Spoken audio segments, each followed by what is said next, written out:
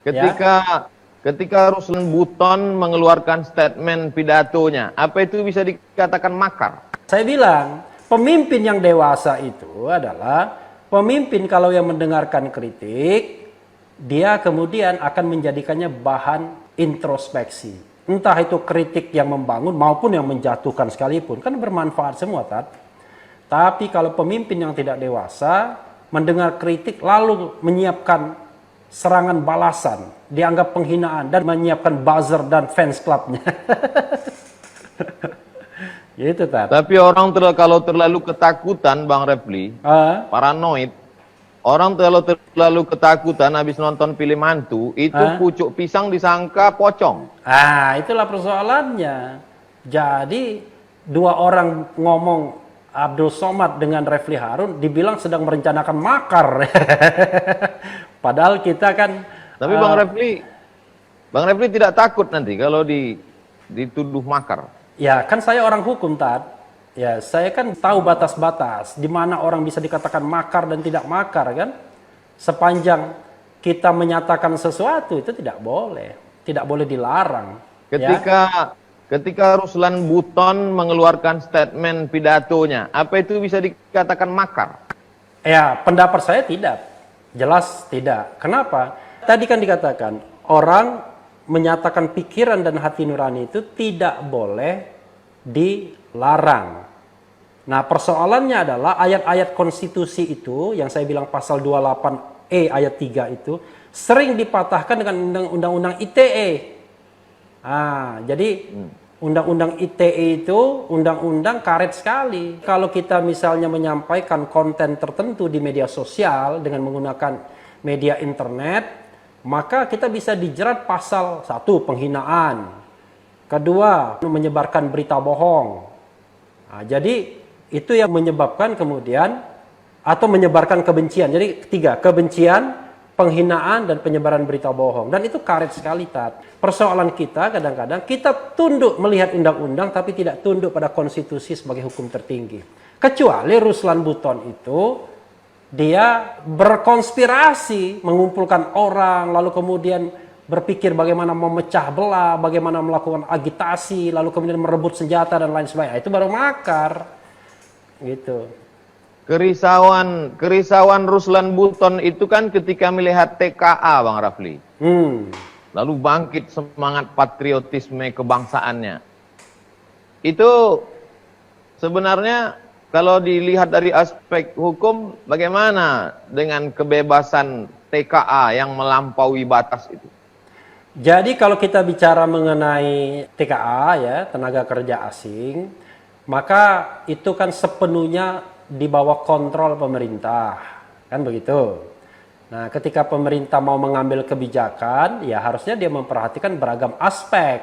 Salah satunya aspek kepantasan dan keadilan. Misalnya kan begitu. Kalau pembentukan kebijakan begitu kan, Tat, kita bicara keadilan, kepantasan, ya kan, keterbukaan. Di tengah pandemi COVID-19, di mana kemudian orang kehilangan pekerjaan, kan begitu. Lalu kemudian orang susah makan dan lain sebagainya, loh, malah kita mengimpor tenaga kerja asing. Nah, rasa keadilan orang-orang itulah yang kemudian dia teriakkan tuh, begitu. Mungkin kalau negara kita tidak ada unemployment, ya kan, semua orang bekerja, semua orang makmur, ya seperti Jepang zaman dulu, atau seperti Malaysia, dia impor orang lain untuk bekerja di sana, kan kira-kira begitu. Tapi ini kan unemployment-nya banyak betul, yang nganggur juga banyak, yang kehilangan pekerjaan juga banyak, kan begitu. Kalau Bang Rafli jadi presiden, apa yang Bang Rafli lakukan terhadap Ruslan Buton? Wah, luar biasa ini pertanyaan berat sekali. Saya undang Ruslan Buton, biar dia ngomong di depan saya mau apa dia. Kan begitu kan? Daripada dia susah-susah kan?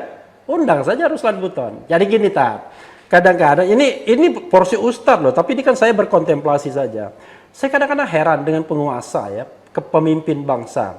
Kenapa dia selalu ingin mendengarkan orang-orang yang sepaham, searah dengan dia. Tidak mau mengundang orang-orang yang berbeda pendapat. Kalau orang-orang yang sepaham dan searah kan nggak perlu di treatment lagi, sudah dengan sendirinya. Harusnya kan yang perlu didengarkan adalah orang-orang yang berbeda pendapat. Tapi saya kira dimanapun, Tat. Saya mengalami juga, Tat.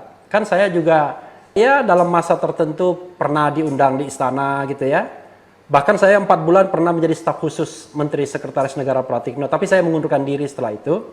Saya merasakan betul, kalau pendapat kita sama, teman. Kan begitu? Kalau pendapat kita berbeda, dalam tanda kutip, lawan.